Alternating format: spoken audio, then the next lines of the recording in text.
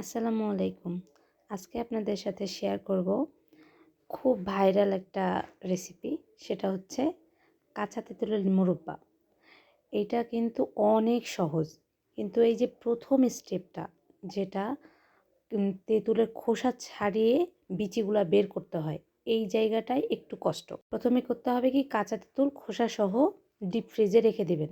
তারপরে সেগুলা পরবর্তীতে ঠান্ডা করার পর আপনারা ইজিলি খোসাগুলো ছাড়ায়ে নিতে পারবেন এবং বিচি বের করতে পারবেন। তবে একটু ধৈর্য তো ধরতেই হবে। তারপরের স্টেপগুলান খুবই ইজি।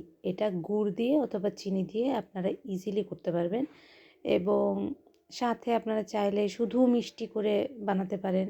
আমি আবার একটু মিষ্টি, একটু লবণ আর কিছু মশলা যেমন ধনিয়া, তারপরে লবণ, তারপরে জিরা, তারপরে এই যে পাঁচফোড়ন এইগুলা একটু টেলে নিয়ে বা ভেজে নিয়ে এই যে ব্লেন্ডারে ব্লেন্ড করে নিই।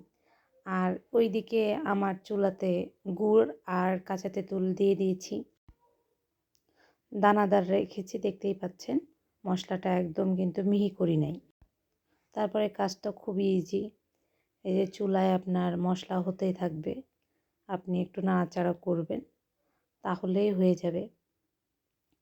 এই তো বাস একটু মশলা আগে দিয়ে নেড়ে নিলাম, তারপরে ফুটছে।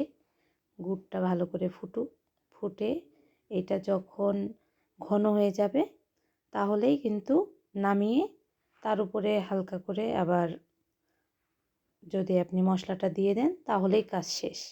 আর কিছু করতে হবে না। তো তারপরেও যদি আপনাদের কঠিন লাগে তাহলে আমি তো আছি, আমাকে অর্ডার দিবেন, আমি আপনাদের বানিয়ে দিব, কোনো সমস্যা নেই। আচ্ছা, সবাই ভালো থাকবেন, সুস্থ থাকবেন। আল্লাহ হাফেজ।